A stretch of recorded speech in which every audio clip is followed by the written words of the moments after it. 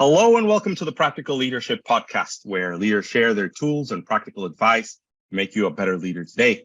My name is Max Kozlowski. I'll be your host. And today we have one of Texas' finest imports. My guest today is the CEO and founder of Zendrop. If you're in the dropshipping industry or business, you've definitely heard about them and know about them. And if you're interested in getting into that industry, it is definitely the company to know. He is an entrepreneur. He's a mentor. He's a teacher. He is a purpose-driven, people-caring, visionary CEO that has an incredible ability to also get things done. Without further ado, my guest today, Jared Goetz. Awesome to have you here today. Thank you for making some time for us. Thank you for that kind intro, and I'm excited to be here with you. Thanks for having me on. My pleasure. So lots of things we could talk about, but the podcast is about leadership. So that's kind of where I'm going to focus on. But before I do, what's something good that's been happening in your world in the last few weeks or months? I know of a big one, but I want to see if you would take it anywhere else. Yeah, well, the obvious big one is that my newborn is 6 weeks old, and I just got to celebrate my first Father's Day, which was pretty cool. Good timing, It dropped right after he was born. And yeah, that's been really what my life's been about for the most part in the last few months. Getting ready to have the baby, getting prepared to take some time off from, working, being in meetings, even really just like being organized in general. I would spend quite a bit of time planning and kind of understanding all the priorities going on in the business, but I got prepared to take a nice paternity leave. So that was great. I'm slowly easing back into life, figuring out what the new habits and routines are that fit into the new lifestyle with the baby, because a big part of, what's helped me grow in life has been habits and routines. You see, I'm the type of person that if there's inner battles, it's really easy for my mind to convince me otherwise. But if I have a habit or a routine in place, a framework like 75 hard, like we've done together, it helps me do the things that my true self wants to do. So now with the new baby, I'm trying to figure out what does that stack of habits and routines look like. And there's lots of changes, sleeping patterns, everything changes in the first few weeks as we're learning. But we've just kind of gotten into a groove, and so things are good. Just getting back into the motion of things. Thank you. So that's definitely something I could have added to the intro, right? Like, you're one of the most intentional people that I know, and pretty focused, right? Even intense, but intense in a good way, where you're really trying to maximize what's in front of you and trying to kind of eliminate a lot of the distractions. So, when I think about you, you've had great leadership in getting things started and going, but also it's like you have a tremendous ability to lead yourself. And that's not something I talk to a lot of people about, but you kind of started with that a little bit here in controlling your mind and controlling your focus. Let's kind of go back. Where did you first start to realize the importance of, first leading yourself? And then we'll talk a little bit about how it evolved and you started leading others. Yeah, certainly. I grew up with a single mom as an only child in a 1-bedroom apartment, and my mom was always working 2 to 3 jobs to support us. I had a great childhood, so definitely not complaining about it. But I didn't learn about discipline. I didn't learn about how to build self-confidence. I didn't learn, how to do the things that, help blossom your energy into what it needs to be to create what you want in life until more recently. I had quite a bit of success when I was younger. When I was in my early 20s, I started a business called Electric Flurry. It was the world's largest foam party, and I was doing it all over the country. We generated over $1 million when I was 21. I was living in Miami in a penthouse and, living like the high life. I was in that scene, and everyone knew our company, and it was a lot of fun. And when I got to be about 22, 23, I booked a show that was way more expensive than I had budgeted for. And I didn't really know how to manage cash flows. I was really just go, go, go. I didn't really lead myself, as you say. Right. I was just like, wake up and go, grind, no planning, just go. And I ended up, losing all the money we made. Plus I lost an investor's money, ended up getting sued for 250 grand. Meanwhile, I had $0 in my bank account, and I had to move back in with my mom. And I basically, now I'm 32, turning 33. So this was almost 10 years ago. I was living on my mom's couch and I had a lot of anxiety. I was, possibly depressed, right? There was a lot of conflict between who I thought I was and the reality of my circumstances, which was causing inner conflicts. It was causing disconnection from my purpose. And I was waking up feeling bad. And that's kind of where I was like, all right, something's off here. And somebody recommended a book to me called The Way of the Peaceful Warrior. And it was a cool storybook, fiction, easy to read. It was about this college student who was a world-class athlete, and he wanted to become an Olympian gymnast. And he meets this gas station attendant, and the gas station attendant seems like this crazy guy, but over the course of the book, he learns all these valuable life lessons about taking care of himself, about habits, about being easy, about letting go, about mindfulness. And it was all resonating with me at that time because I wanted to be world-class in my field, but I was not paying attention at all to the stuff that really mattered on the inside. And so I started getting up, I started simply just getting up earlier and going for walks in the morning or jogs and trying to just let go of my thoughts as they came in, because I had a lot of negative thoughts coming in. And right when I started doing that, the next opportunity in my life came up.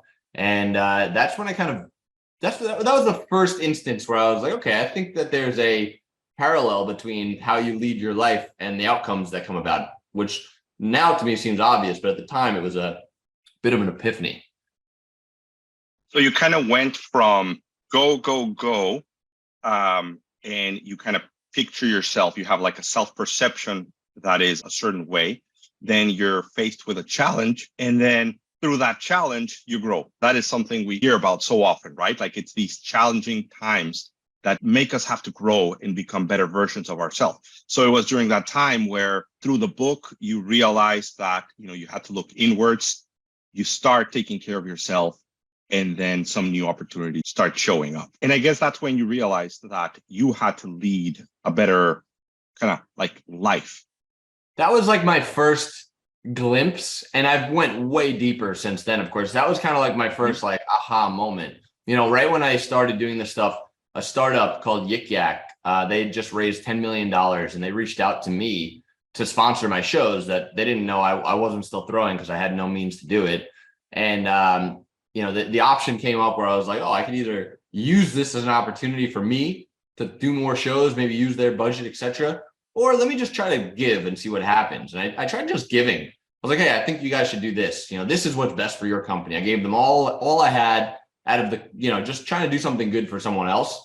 And they were like, hey, why don't you come and do this for us? And I was like, well, I've never had a job before, but I'll fly out. They were based in Atlanta. I'll see what you guys are all about. And they were like, hey, can you fly out tomorrow morning? I was like, okay. So I hopped on a 6 a.m. flight, flew out to Atlanta. I saw the operation they had. It was amazing, like really cool tech startup office. And they wanted me to come on and basically it was August and the college starts in September. And it was really a college-based app. So I had 1 month to put together a college campus tour, meaning get a tour bus, get 8 people to come on the bus. We got a yak mascot. We got a mechanical bull that we converted into a yak. I had to hire a driver. I had to pick 35 schools on the West Coast. I had to get contacts at every single school, had to book the hotels that could accommodate a 45-foot tour bus with a trailer. It was a huge amount of planning to do in 1 month. And I was like, you know what, I'm going to go all in. I'm going to move out there. I'm just going to make this happen. And, that company grew from 100,000 monthly active users when I started to 4 months later, after the tour was over, we were at 10 million monthly active users. So from there, I was able to, I left the company a little while after and sold my shares and settled my lawsuit. And then it kind of gave me the opportunity to plunge into the next part of my career where I really learned a lot more about personal development and, how to plan your own life essentially. Yeah. So let's talk a little bit about leadership, right? So this is a question I ask all my guests. And the question is, where did you first learn about leadership or the concept of leadership? Yeah, I've always been naturally gifted at inspiring others. Like my natural talent is seeing a vision kind of like 10 steps ahead. Whereas a lot of people on my leadership team in Zendrop now, maybe they'll see like 2 or 3 steps and they're like, oh, like you're way far off on these other steps. But when we finally get there, it all unfolds the way that I saw it as. And I noticed that that's one of my gifts. So I stick to that kind of gift. And I basically, the way I lead my team is I'm not so much punctual, right? I'm not really in the operations of leading. I'm not leading our weekly leadership calls. I'm not leading our bi-weekly all hands company meetings. I'm not the one who's leading these things. I'm speaking to 4 people on my team, my COO, my president, my head of biz dev, my CTO, talking to them pretty much every day or every other day, but not so much with here's what we need to do. More so like, hey, how are you doing? How are you feeling about things? Hey, this is what I'm excited about. And being able to transfer my energy and my excitement of the vision to them on a daily basis to keep them excited. And then I know that they're very talented individuals. Otherwise, they wouldn't be where they are in the company. And I know that if they're inspired and they're on the same page, that they'll go take it and do what they do with it. And I know that they're better operators than me, right? I think a lot of leaders, a lot of people that are CEOs think that they need to be the operations arm. They need to do everything. They need to be, consistently answering people and working so hard. But I find that when I'm, operating in that manner, where I'm like on my computer all day trying to answer people right away, I oftentimes overlook the most obvious things that can move our company forward. So what I'd like to do is, I'll get on my computer once a day or once every couple of days, check my emails, check my Slack messages, make sure I'm not bottlenecking anything. But other than that, I like to actually disconnect from things, connect with myself, feel the intuition of what is the vision, what are the next steps, look for that one step that will save us years or will put us in a direction that's more strategic, and then inspire the team on that vision and let them go to work on it. And that's kind of my style of leadership, I guess you could say. Yeah, there's a lot there. I'll start with this. You said something I really believe in. I have this saying that he who has the biggest vision wins, right? Like people are attracted to a bigger vision of being able to accomplish something greater than anyone else can see it. And you have that gift, having the vision and seeing it, but understanding the moves to get there. And what you mentioned that is really valuable to everyone listening is use your gifts. I see so many people shy away from their gifts because they think they've got to be doing something, or otherwise they're not adding value to the organization, or if it's not fair, or whatever other excuse, that kind of like our beliefs set upon us. And you're saying, no, my gift is this, I'm sticking to that. And then you said, then let your team use their gifts as well, right? So you're focusing on people's strengths instead of the shoulds or coulds. And then I really love this idea that if you're in operations, you can miss the big stuff. And I see this all the time, right? Like if you're not looking outwards and seeing what's happening in the macroeconomics of things, in the macro perspective of things, you can miss out on what will move your company furthest because you're dealing with day-to-day little bits. So I think that's really powerful. How did you learn that? When did these things click? Because I mean, as you said, right, kind of going on 32, and this is typically like something I see more going into the 40s and 50s when people have had the experience of being the smartest person in the room, wanting to control everything, and then realizing that they can't scale that way, and they kind of go through this whole mess that we got to go through and build a great management team and all these different things. But you're like 10 years early on that. I wouldn't say it's about the amount of years. I would say it's about the amount of time you spend reflecting. So like when you say looking out into the macro, I think that's important. But I think what's just as important is looking internally, because you're only going to create, at the level at which your energy is operating at. So I think it's kind of the formula I would look at is number one, your business must have a large vision, right? You could have a business and the maximum scale that it can get to, let's just say it's a hot dog stand. It can only make $500,000 a year. Well, you could be the best in the world at pitching your vision, hiring the best people in the world, but you'll never get past $500,000 a year. And also it's pretty hard to inspire other people on a hot dog stand, right? But if you have a vision that's grand, that's a multi-billion-dollar vision, that's something that could really be a world-changing opportunity, which if you're an entrepreneur and you want to be at that level, I strongly recommend you look at what is your business and think about, is this something that can continue to scale? Is this something that could be at the level of Apple one day, or at Tesla's level one day, or NVIDIA, or one of these major companies? And if not, rethink what you're doing, because to be honest with you, it doesn't take any more energy to do something bigger. It just takes thinking bigger. So I would say the first step is, having a grand vision. The second step is really honing in on that vision and inspiring yourself. So it's taking time. For me, it's like going on a walk, putting on music, not looking at anything, feeling the energy of abundance, feeling the energy of strength, feeling the energy of being unstoppable, feeling the energy of love, right? And from that energetic pattern, from that frequency, from that vibration, whatever you want to call it, you manifest the thoughts you need to get to that next step. So then you get the thoughts, you hone in on them, and then it's a matter of hiring the best people, right? And sometimes it's hard to hire the best people from, if you're a smaller company or you have limiting beliefs about yourself, like, oh, this person would never work for me because I'm just so-and-so. Well, it's something, those are beliefs you need to get past right away. And you can also get really creative with bringing on the best people in the world. I would say some of the people on my team are really world-class. They could be making, $500,000 salary working at an investment bank or, at another kind of firm, but instead they choose to work at my organization at maybe half the salary with some kind of stock option because they see the big vision, they see the big picture, and you can get creative with it. So I think first step is making sure your vision is big enough. Second is spend more time reflecting and feeling and manifesting the energy you need to get the thoughts to bring you there. And the third step is bring on the best people in the world and spend your energy inspiring them, right? And then let go and know that things take time.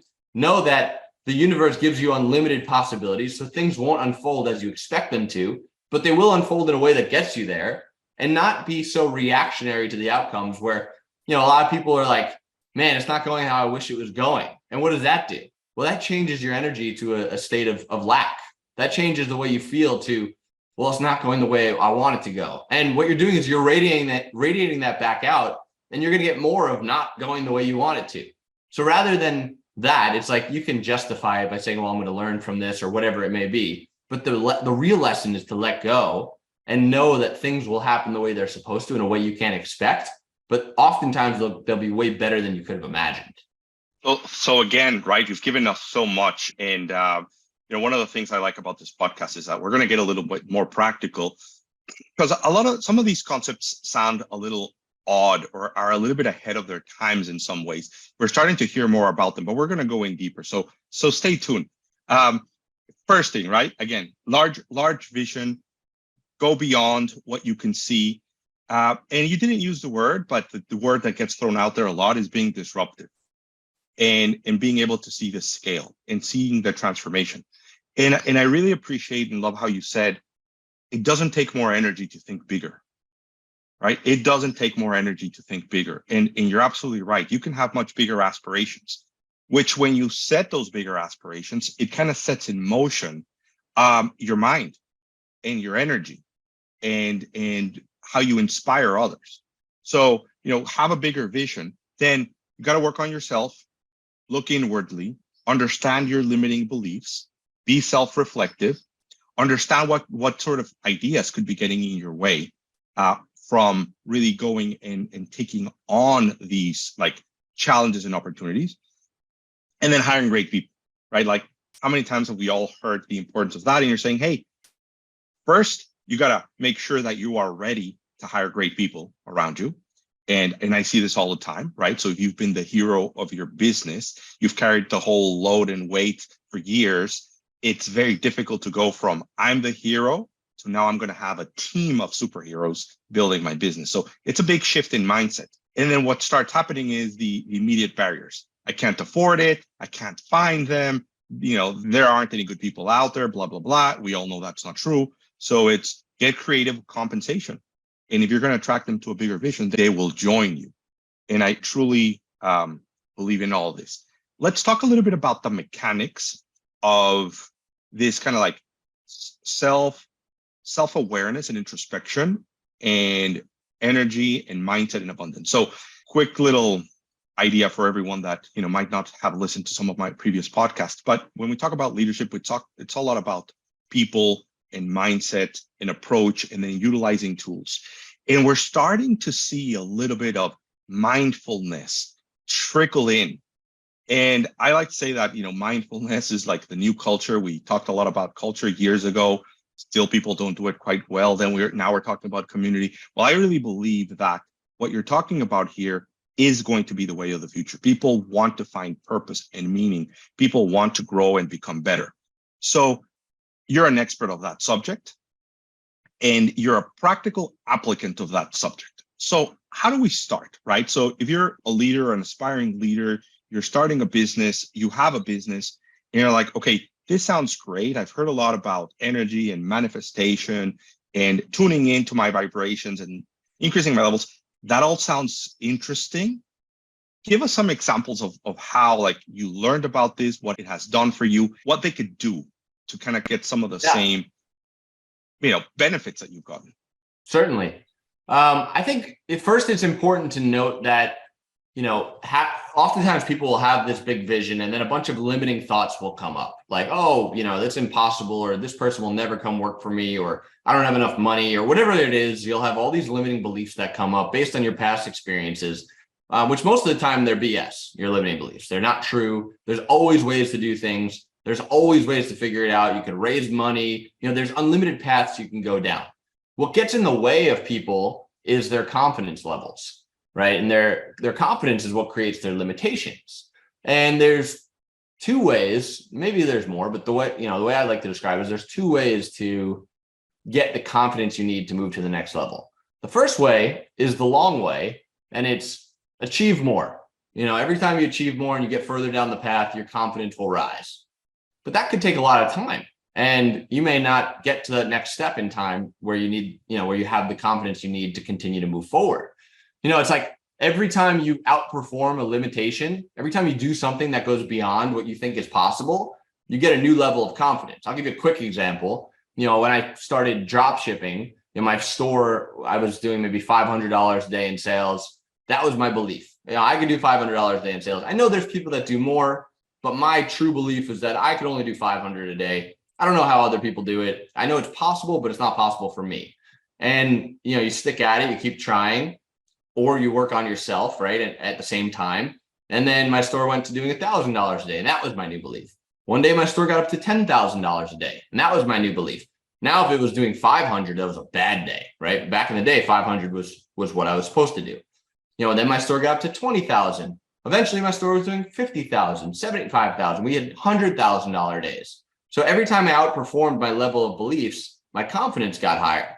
The problem with that is if you wait for that, it takes a long time. So the way to shortcut getting the confidence you need to be able to see a bigger vision and get the ideas you need to get there is through discipline. It's through habits. You have a part of you, I'll call it your subconscious. People have different words for it. Like you said, it's kind of like new stuff. But I think arguably, if you ask anyone who's a billionaire or has really been a world-class achiever, they either know a lot about this or they are naturally in tune with themselves.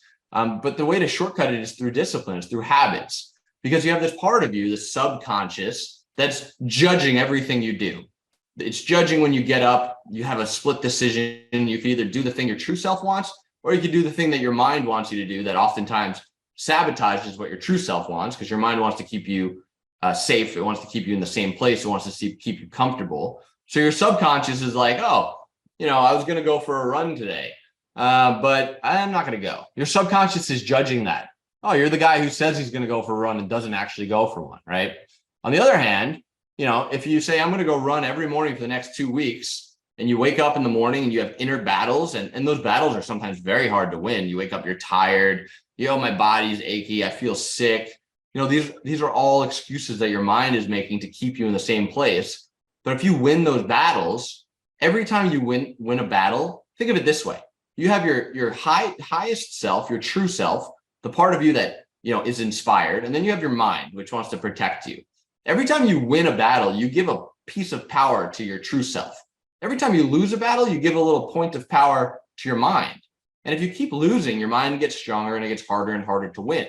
But every time you win a battle, your true self gets stronger and your mind becomes more of a tool, becomes something you're aware of. And every time you win, you're building self-confidence. Your subconscious is now judging you from the space of, wow, we're a badass. We could do this. Like we stuck to this running pattern every day for 2 weeks. Your confidence rises which raises your vibration and your energy level. And now you might be on a phone call, for example, and someone might say something, and at a level of low confidence, it may have just went right over your head, or like your subconscious would dismiss it. Oh yeah, whatever. That's not possible for us. But this new version of yourself that ran every day for 2 weeks hears this thing and is like, wait, hold on a second. We might be able to do this. We might be able to do this because we were able to stick to these habits for so long. So I'd say the thing that really stops people from having a big vision is their confidence. And to reiterate, you can build confidence from outperforming your beliefs, which takes time, or from building discipline, which really is just a matter of sticking to habits. And if you can build discipline and you build your confidence, you see opportunities and it'll propel you towards your vision. So I would argue to say that to get to where you want to go, it's just a formula of a vision and discipline. And knowing you're having a crystal clear vision, which let me get into vision for 1 second. Vision. Yeah, let's do it. A lot, I would say, people listening right now, they may be like, all right, like, what's my vision? Well, it doesn't work that way. You can't just sit there and think, oh, what's my vision, and expect to have a vision come to you. The first step to a vision is you need to get yourself into your best version of you. You'll when you're in a low energy state, your mind will be very conflicted. Maybe you're in a marriage with a family and your mind is like, oh, I wish I was free, or my days are so boring, and you're getting all these negative thoughts and all these conflicts. But when you're I gotta pay the bills. Huh? I gotta pay the bills. I'm in debt. All these things will come up. Exactly. But now put yourself in a high energy state. Maybe it's after you went for a run, or you're in the car listening to good music, or you feel really good. You're going to feel really good about your life, right? And you're going to feel really good. Your vibration is higher. So the first step to understanding your vision is to get yourself into a high energy state. I like to either go for a long walk, tune into my body, go for a run, really just build my energy. And from that state of mind, now you could tap into your intuition. You can start to feel what's my highest potential? What is my possibility? And something will come up that you resonate with, and that's your vision. And now you get this vision, and you take it and you write it down. You start to deconstruct it. You make it very clear. And that's the first step, right? You get the vision. And then the second step is the discipline. You build the habits, you stick to them. And now your subconscious will propel you to your vision. It'll give you all the ideas that you need to get to the vision. It's really a simple formula. It's vision and discipline. Really appreciate that, because it really gets us off a starting point, right? So if you're creating a vision for yourself and your business, you can't start from a negative, low energy perspective. You've got to feel good, because that way then you can connect with your true self and really get better alignment with what you really want. Right. So again, I like to use the term focusing on paying your bills, because that's where a lot of people are. And by the way, it doesn't matter if you make $1 million or make $1,000. If you don't have the right habits, you can always be chasing after the next paycheck. So you're saying you've got to put yourself in a great emotional, energetic place, which will then allow you to tap into your true self. You can ask yourself some great questions and use your intuition to really listen to yourself, to listen to what you really want, what you really care. Because what we're looking for is to get this alignment between who you really are and what you really want, and have that positive energy that you're mentioning, which can then help you overcome all these different limiting beliefs, be able to see them a little bit better, find the right people to work with, be open-minded to the right opportunities and the right ideas. And the booster to all of that is the discipline, right? It's as you're explaining, and I think you explained it really well. Every time you win a battle with yourself, you're making your true self stronger and stronger and stronger, which means it gets easier and easier and easier, and you get more and more and more leverage. And just like a little bit of a side note, I believe that all organisms operate in pretty much the same way. So yourself, your body, your mind is an organism, and your organization is an organism. So everything that you're saying holds true for your business. So it's really interesting that you kind of go from the personal side of it, and then use that same approach and mindset in your business. I see a lot of people having to learn it from business and then apply it back to themselves, which is really interesting, right? Because it's the same dynamics, the same need for alignment, the same need for purpose, and kind of having our energy match. Okay, so that's how we start. And then they're like, okay, Jared, I get it. Good mood, feeling good, pump myself up, have some great music, feeling excited. And then I come up with a vision, I come up with a plan, and I'm excited. And then reality hits and the bank account is low. One of my key employees, got a better offer somewhere and is leaving. Whatever, all the different things that happen in life. How do you deal with that then? Yeah. So the only reason those things bother you is because you have some kind of blockage inside of you. The only reason that a low bank account bothers you is because you've had experiences in the past where you didn't have enough money. You look at the bank account and it reignites that old feeling and it bothers you, right? It doesn't have to bother you, but it does. And every time you focus on that thing when it comes up, you're strengthening that ability to bother yourself. So every time something comes up that gives you, let's just call it anxiety, right? The bank account, the employee leaving, whatever it may be, every time you get that feeling of anxiety because of that circumstance, it's an opportunity to grow. It's an opportunity to sit back, let go, unblock that blockage, right? So all you really do is you bring your awareness back into the present moment. You realize that in this moment, everything is perfect. And the only reason you don't feel good about it is because now you're projecting a future that doesn't actually exist into your mind as the worst case scenario. And you're ruining this moment. You're ruining your energy now. So it serves you to let go, not ruin your energy now. The other part of it is knowing that based on how you feel is how things will end up. This is a very strong belief that I've instilled that's actually worked very well for me. Based on how I feel, I know that things will work out how they're supposed to. You see, I had an experience about 7 years ago that was totally life-changing for me. I was living in Los Angeles with my now wife, then girlfriend. I was just kind of getting by. I was maybe doing a few $100,000s a year, selling products. I was going to China. I was importing products. I was selling to retail. I was just making enough money to live in LA, but I was still broke technically, right? I didn't have millions of dollars. And that was my reality at the time. A friend of mine, a mentor, he was an ex-NFL player. His name was Brett Lockett, still a great friend of mine. He invited me to go with him to a personal development event. And I was like, it was a Tony Robbins event. I was like, yeah, I'm not sure about this, but sure, I'll go with you just for fun. And so the cool thing was I was living in LA. I had this event coming up. And then the day after the event was over, I was moving to Florida. So I was going to pack the car, pack the U-Haul, take the dog, take the girlfriend, drive to Florida. So I go to this event and I'm learning about a lot of this stuff for the first time. And it's very eye-opening. And we do this exercise where you envision yourself as someone else who really wants the best for you. So I was envisioning myself as my aunt. And this version of you, so my aunt in my mind, was walking up to my future life, walking up to my future house, looking in the driveway, admiring the cars, walking up into the home, looking at the pictures of the family on the wall, admiring your future family, admiring the beauty of the home, which is really you're just tapping into a vision of your future life, but through someone else's perspective, so it doesn't sabotage your thoughts. Eventually, you walk up the house, up the stairs, into the bathroom, you look in the mirror, and it was you the whole time. And it was really powerful because I was able to love my future life without my mind judging it because I was from her perspective. And this was a deep meditation visualization. So anyway, fast forward. Now I'm driving from Los Angeles to Florida. Event's over. I felt the shift in my energy. I was feeling really inspired. Now I'm driving. So I'm distraction free, right? I'm on the road, music's on. I got 5 days to drive. All these ideas start just flooding me.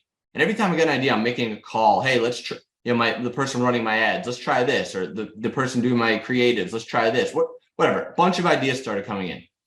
During that drive, my store went from about $500 a day to $50,000 a day in 5 days. Wow.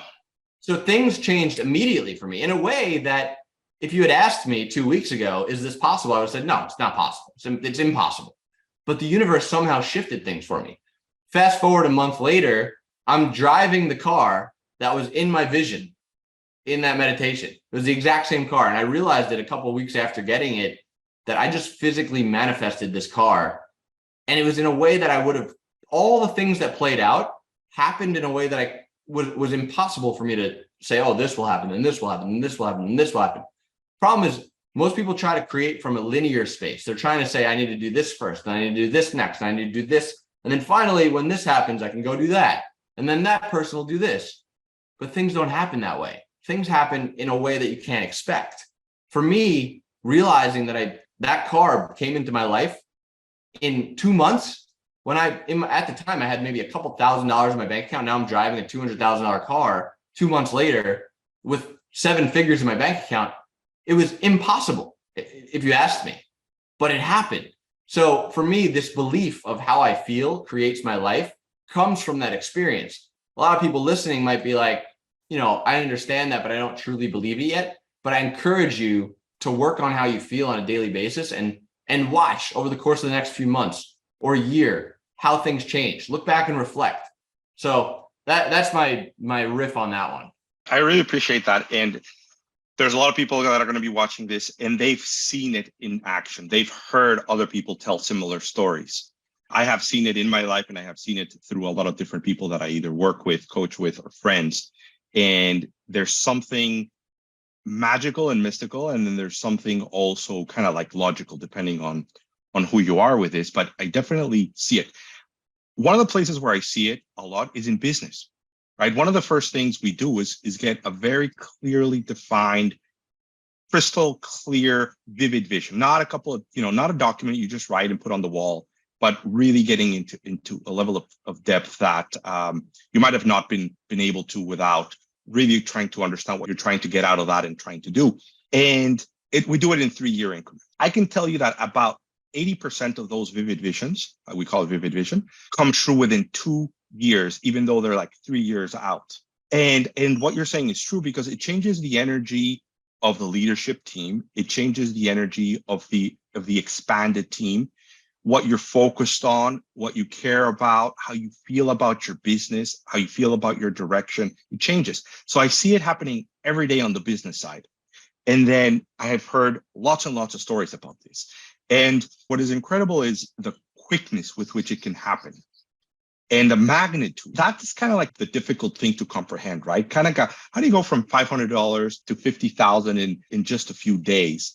So let's talk a little bit about the mechanics of that, right? You've put yourself in a great place energy-wise. Now we're going to have a lot of people signing up to Anthony Robbins workshops now, which is not a bad thing. And then you've got 5 days where you're driving, and because you're in a great place mentally and emotionally, ideas come to you. Yeah. Seemingly out of nowhere, they kind of come to you. And then you also take action, right? You didn't just keep the idea and you said, well, it'd be good if we did this. You actually, as you said, made some phone calls, changed the direction of things that you were doing. In this case, it were some ads, and you very quickly started seeing the outcomes. So it didn't just happen. You had ideas, you put them into action. The outcomes were better than you could have expected. And that, that I think is something that the audience needs to really recognize. There's magic to it, but there's mechanics to it as well. Well, I think it's, so a practical way of describing this is emotions and thoughts are just vibrational frequencies. Up until 100 years ago, we didn't know what microwaves were or X-rays were. Wi-Fi wasn't a thing, right? Because we couldn't measure the frequencies; they were too fast. But we know that thoughts and emotions have a vibration to them, and the way you feel brings in thoughts that are at that same frequency. So when you feel really good, you're going to bring in thoughts that equal that frequency, right? So I think that's a practical way to break it down, which if you believe that, then you'll do whatever you could to feel really good, because then you know that the thoughts will match that. And it's not just a matter of having the thoughts. Like you said, it's taking action. I'll give another quick example. The other day, I go on my morning walk every day. The other day I was on my morning walk and I was really in the zone. I was feeling amazing. I was feeling abundant. I was feeling love. And I had this thought pop in my head. It was Richard Branson. I was like, oh, I need to hang out with Richard Branson. And the thought came in my head and I was like, well, that's probably impossible. I brushed it away. And then I was like, well, I know better than just brushing this away. So I was like, well, how could I hang out with Richard Branson? I'm still in this abundant energy. Should I email him? No, he probably won't answer. Should I send him a message on social media? No, he probably won't answer. And I'm just like, I don't want to let this thought go. And then I remembered I had seen a friend of mine in a photo with him a few months back. So I was like, I have to see if this experiment works. I go on my phone, I text my friend, I'm like, hey, saw you were hanging out with Richard Branson. How did you do that? He comes back to me, hey, I'm actually part of his mastermind where I fly out to Necker Island once a year for a week. It's 60 grand. I actually have one invite. Do you want it? And I'm like, well, my limiting mind comes in, well, 60 grand is a lot of money. But I'm also like, well, I know better, right? If my vibration brought this idea to me and brought this opportunity, I must go forward with it. So I said, I'll take it. I walked back home. I wired the 60 grand. I'm going to hang out with Richard Branson in March of 2024 for a week at his private island. And it manifested into reality in 10 minutes, right? So it's your thoughts will match your pattern of how you feel. And when you get those thoughts, you must take action on those. So I think that's just another kind of a practical way of describing it, along with another example of how it happened. I mean, that's brilliant, right? And I've heard a lot of those from you. And the mechanics, going back to it, is you've got an initial thought and you brush it off and you're like, whoa, wait a minute. I know better than that, right? I know how the universe works. So you give it more time and you give it more thought. And instead of saying, no, I can't, and then moving on to the next thing, you're like, yes, I can. Let me figure out how. And then your brain helps you make all the connections and all the thoughts. And then next thing you know, you're being able to do and accomplish things you would have not believed that you could do or accomplish before. And just right there. And then the next thing is you wanted to hang out with Richard Branson. I don't know why or how. I mean, I can understand it, right? With the level of entrepreneur and the people you like to hang out with and who you want to learn from and all these great things. So there's something already there. And then you think about the money and then you don't think about the money. So it's like, yes, it's a lot of money, but then you're like, yep, this is going to be a good thing. And so here's what a logical mind would be saying. Oh, there's going to be a return on investment on that, right? I'm going to go there. I'm going to probably meet people. I'm going to get to talk to him. I'm going to get some wonderful ideas and I'm going to make that tenfold. Did your mind go there or you're like, no, we'll just see what happens? I could have tried to come up with ways of justifying it or not justifying it, but I'm a firm believer that when you're in the right energetic state, you'll be guided and things will happen in ways that you can't imagine. So I just immediately let go of any thought and just went forward with it. But you could justify it. You could also justify not doing it. You can come up with reasons not to. But for me, if I'm feeling an intuitive pull towards something, I follow it. And, I'm still on a trajectory of, well, how will it turn out? I'm hoping that, I'm a billionaire in the next few years and I could tell people, hey, this is what I did and it worked. It's been working relatively well for me so far, but that I just let go. I just said, I feel this way. I feel an intuitive pull towards it. And by the way, now that I think about it, there's probably an infinite amount of ways that I could have hung out with Richard Branson. That was the first one that came to mind. There was probably, thousands of other points of contact that could have led to other points of contact that could have aligned things to work for me. But yeah, I didn't use logical reasoning saying, oh, I'll make an ROI on this or, oh, I won't lose the money. It's not about that. It's about knowing that we live in a universe of unlimited possibilities, and you're going to get to the place that matches your energetic frequency. And that place doesn't have to be specific. Who knows? I may become, a CEO of a random company that I've never heard of before. I might be part of my company for the next 10 years. I may be, whatever it may be. I'm not really trying to figure out exactly where I want to get to. I'm just trying to follow that energy to get to the place that matches how I feel. So that's the way I look at it. So some people are really going to get it, right? They're going to be like, it makes perfect sense. Like follow your intuition, follow your emotions, kind of vibrate into it. I also think it's a little bit more of a elevated, advanced thing, even though it's been around for thousands of years, but we've become so logical and so linear that it is difficult to kind of step into that mindset or into that approach. Yeah, it's a process. It's like, a lot of people have lots of things stored inside of them that need to be released first before they can really tap into this. A lot of people may have a lot of traumas from the past that they've never dealt with before, that every time an idea comes in, it gets blocked by whatever this trauma was. For a long time, I was scared to do anything because I got sued for 250 grand when I was younger. So every time an opportunity came up that, was a bit risky in my eyes, that old experience would pop up and I would feel fear of getting sued again. And it would hinder my ability to move forward. Eventually I moved past that. And the way to move past it, right, is I learned something cool from a friend of mine, Robin Sharma. He wrote The 5 a.m. Club and The Monk Who Sold His Ferrari. I spent some time with him in December in Barcelona, and he taught me a tool called AFRA. And AFRA stands for become aware, feel it, release it, and then ascend. So whatever it is, this past experience or this blockages that you have, it must process through you and you must let go of it. So the way to do that is, and you don't know necessarily when it's going to happen. A good time to do it's like first thing in the morning when you're in bed still. You become aware of a past traumatic experience, right? And when you become aware of it, you start to feel the emotions of it. And when you start to feel it, you let it build. And sometimes it's very painful. Sometimes it's scary. Sometimes you want to cry. Sometimes whatever it may be. But you feel it and you keep feeling it and you keep building the feeling of it deeper and deeper and deeper. And then you release it. You notice where's the feeling. Maybe it's in your throat. Maybe it's in your chest. You can even physically tap that area, wherever it is.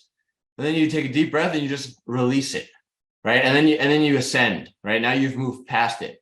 So there's many people that may be listening that have lots of traumatic experiences from the past that they haven't processed yet that block them from going to that next step. So it's always a balance between working on your past and doing all the things we're talking about now. We didn't really touch on the processing past experiences very much. That is something that should be a daily practice. Now when I realize like something may have happened to me that I either forgot about or whatever it is, like an emotion comes up, maybe I'm fearful for something. Now it's not, I'm going to push it away and try to, get on with my day, because then it stays inside of you. Right now it's like, okay, well, I have an opportunity to let this go. All right, let's sit down for a second. Let's feel it. Let's let it really build. Let it really burn. Let's make it feel as bad as possible, and then just release it and know that you're actually, there's more to us than, what modern day science says. There's more to us than what, business advice says. There's a lot more to us. We could definitely talk about letting go and releasing for hours. And I think it's one of the most important skills that we never get taught. And it's counterintuitive, right? So we're taught to ignore emotions or get distracted with something else instead of processing them, which is kind of what you're referring. And it takes understanding of it, and it takes some guidance to it. What I will share with the audience is follow Jared. He likes to share these thoughts and these ideas. He's working on some really good stuff that is going to help people in all these different subjects that are not just theoretical. It's stuff that has worked for him, has worked for you. And you're wanting to share this with the world because it is life-changing. And if you're changing one life, you're changing the lives of millions. So thank you for that. Stay tuned. Follow Jared. We'll make sure that they can get your email address. Two things, and we're starting to crunch for time, but there's two things that I want to talk about real quick. The first one is we're talking about this feeling and vibing and kind of connecting and kind of letting a certain flow, but at the same time being intentional in crafting a vision. So give us like a little summary of how do those two connect? Because it's like, wait a minute, am I having and carving a vision and, marching to it in a very disciplined way? Or am I like happy-go-lucky, just vibing into it because now my mind's confused? Yeah. How do you connect the dots? I'll answer this quickly. It's a combination of planning and habits. So one of the things I do on Sunday, first thing in the morning, it'll be early. I'll go make a cup of coffee. I'll come up into my office with a pen and a notebook, and I'll set aside 2 hours. The first hour is for reflecting. I think about the previous week. I look at my calendar. I look at all the meetings I had. I look at all the things I did, and I write down my experiences. And I use a 4-colored pen, where there's like red and green and black and blue.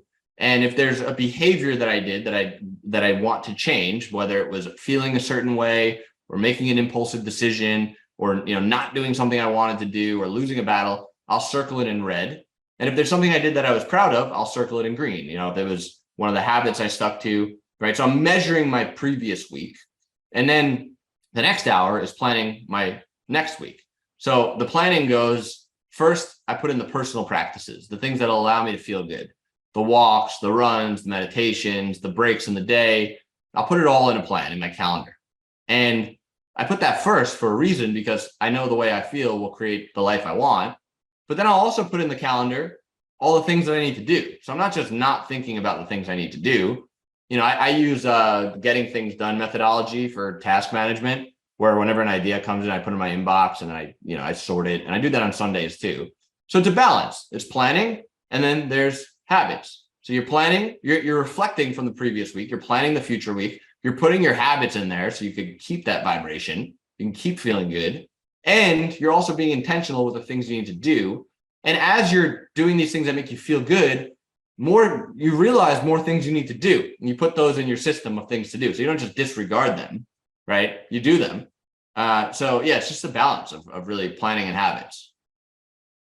Thank you so much. And I know you gave us a short version. We're going to have to do a part 2 of this podcast. How do you bring everything that you're talking to us about to your team? And I know that could take hours, but it's like, okay, great. You're doing all these things. You have all these habits. You're trying to elevate your awareness, your energy. How do you now translate that and bring it to the rest of the team so they can benefit from it? Yeah, well, first, I understand that by doing this for myself, I'm automatically doing this for my team by interacting with them from this state of being. It's a magnetic thing. You're transferring this energy to people when you're interacting with them from this space. So I understand that. Number two, I am the CEO of my company. I am the visionary of my company. I don't need 6 visionaries, right? I don't need everyone thinking in a different direction for the company to go in. I need the people that are working on their areas to be the best at what they do. So yes, I'm having conversations with them about this stuff. I'm encouraging people to do good habits, to go on walks in the morning, to get up early. We just did a 75 hard challenge in the company. We have about 45 employees, and on our last all hands meeting, I introduced that if you complete 75 hard, we'll give you a $200 Amazon gift card. But there was the idea was that if you do this, you're going to get much more benefit than just a $200 Amazon gift card. So, encouraging people to do good habits, but also realizing that, we don't need everyone to be a visionary necessarily, but we do want everyone to feel good. We want everyone to produce. So it's just, and knowing that in doing this work for yourself, you're also positively influencing everyone else just by being the version of yourself that you become. So it's really about helping them work on themselves and encouraging them to work on themselves and having the visions for themselves, but you're hiring for expertise in individual areas and you're expecting to get that. Yeah. I like to have I'll do check-ins with I don't talk to everyone on the team, right? But I talk to 4 people on the team regularly, and I'll always check in with them. Hey, how are you doing? What's going on in your personal life? One of my teammates had a bad breakup not that long ago. And I'm like, all right, well, this can go many ways, but let me try to help coach him through this so it doesn't, he doesn't go down a deep rabbit hole, right? And it's, how's your personal life going? Kind of get a sense of things. And I'm constantly, honestly, managing the emotional balance of a lot of people on the team. And that's really what my job is at this point, is making sure everyone's happy and feeling good so they can produce well. So, but also knowing that I have to be doing this work myself. Otherwise, I can't help the people on my team. So that's what I put the work for myself first. If I had to choose between, going in the sauna and cold plunge or, doing a team meeting, I'll pick the sauna and the cold plunge because, if I'm not feeling great, right? Because I need to feel really good to be able to help the team. So I always prioritize my own personal work over really anything else. Work harder on yourself than you do on your job. Yeah, that's the way I go. Thank you, Jared. I mean, it's been an unbelievable, valuable podcast here today. So much content and so many great ideas. So many, I call it elevated, ahead of their time ideas that I really believe are going to start permeating into the fabric of our society and becoming more and more visible in our workspaces. And thank you for leading the charge in bringing this to people. So it all starts with discipline and self-confidence. We got to recognize that there's your true self and your mind, your ego. Yeah. And that they're kind of in a constant battle. And the way to get better is to consistently feed your true self and strengthen that. And every time you strengthen that, things actually accelerate and get better and better, right? You had to learn from a very difficult situation, right? You thought of yourself to be a certain way. The reality didn't match. And there's a lot of people out there that are going to be facing difficult decisions and difficult situations in life. And the key thing here is to transcend them and overcome them and continue to work and become better for yourself. Use your gifts and let people around you use theirs as well, right? In operations, you can miss the big stuff that can make the biggest of impacts in your business. So you can't be in there. You've got to let the people do their thing. Key thing, large vision, big, great vision. You've got to have something. You've got to go beyond what you see in front of you. It's got to be disruptive and it's got to be scalable. And a key idea is it doesn't take more energy to think bigger. It really doesn't. The thing is that when you think bigger, you're going to face your limiting beliefs and all the different monsters in our mind.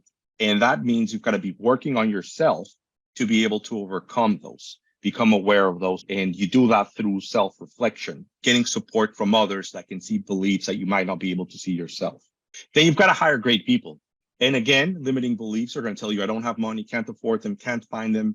There's nobody that I can hire. And the reality is that they are out there, and you've got to create win-win situations, and you've got to get creative with compensation so you can actually attract these people. And, you look around and you've got people that you are proud of, and that, you're getting them at a good deal, but you also know that there's a lot of in it for them as well.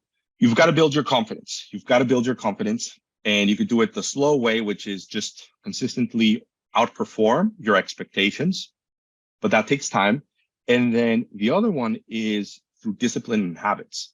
The more discipline, the more habits you start building, the faster you kind of feed your true self and you take away from this protective ego, unconscious mind, and it strengthens your resolve. And the more you strengthen your resolve, the more you're willing to take action and do great things. And then to do all of that, you've got to be the best version of yourself, which is you've got to put yourself in a great mental state, great mental, emotional, vibrational state. And when you are in that great state, you can actually ask yourself great questions, and then you can tune in into your intuition and really understand what you really want and what you really care about versus what your ego and subconscious mind is trying to give you or get for you.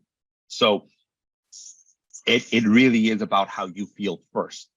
We talked a little bit about the importance of being able to let go of anxiety and emotions and recognizing that it's just kind of getting ahead of yourself, recognizing that right now you're safe, you're doing well, you're happy, and that's the place from where you can attack and overcome challenges and obstacles versus, at the first sign of distress, you get distressed, your emotions start getting depleted. You're not going to be able to connect with what you need to connect to accomplish those great outcomes. How you feel is how things will work out for you. How you feel is how things will go for you. So you talked a little bit about the loving your future life and being able to see it without prejudice, without questioning. And the exercise is look at yourself as if you were looking at it from the third person's perspective. It's a little trick to overcome your mind saying, no, you can't, no, you can't, no, you can't, right? Somebody that loves you, what do they want for you? And then you realize that you love yourself. Wonderful exercise. You talked to us about being aware, feel it, release it, and ascend. And the short version of that is that we've been taught to do the opposite. Ignore your feelings, push them down, get distracted. And your approach is the opposite. It's feel it, connect with it. Understand where it affects you at a physical level. And then after you feel it, good. I mean, it's typically a bad feeling. Then you're like, I let go of it now. And there's a lot to talk about that. Two key things, the reflection part. It's just something, again, we don't get taught to do. Like we're always planning, going. And we don't have time to slow down and reflect on what has been happening so we can learn from ourselves. And without learning from ourselves, how do we make progress? And then planning, of course. Yep, let's get ready to know what we need to get done and make sure that we're getting it done and finding a good system that works for you in your ability to get things done, right? And then you become better, you lead yourself better, your energy's better, and you transmit that naturally to everyone that you interact with. And then you encourage them to do what you've done. But you are encouraging to do it from a precision and a perspective of, I've done it, it's working for me, I feel better, I feel stronger, I am clear, making better decisions, having better thoughts. Now I want these things for you guys, and you encourage others and you inspire them. I know there was a lot more depth, but That's my summary for our podcast today. That was an excellent summary. I'd say that if you want to put it into a 10-second summary, it's from my philosophy is focus less on what you need to do and more on who you need to be. There you go. That's it. Focus more on who you need to be. Focus more on who you need to be and a little bit less on what you have to do. Awesome. Jared, just before I let you go today, what is something cool, fun, happy, exciting that's happening in your world here in the next few weeks or months that you want to share with us? I'm leaving for my first trip since my son's been born on Wednesday for a week, and I'm going on a few podcasts, and that's the main thing. Having more of these great conversations. Thank you for sharing. You've had the experience and you've gotten great outcomes. You are leading the way and setting an example for all of us. So I really, really appreciate it. Where can people connect with you, follow you? I know that they're going to want to hear more and want to learn from your experiences and kind of work their level of mastery of these subjects. How do they follow you? Yeah, I'm working on my social media. I've been kind of off of it for the last few years, but on Instagram, that's where I'm most active, and that's just at Jared Goetz. I try to answer my DMs if anyone has any thoughts or questions. I'll get back to them within a week or two, typically.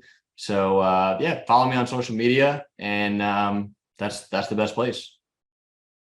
Well, thank you so much for taking the time today. We look forward to talking again in the future. Best of luck. You're going to have to tell us how it goes with Sir Richard Branson and what you learned from that experience. We're all going to be very curious as well. Yeah. All the best, Jared. Thank you so much. Thank you.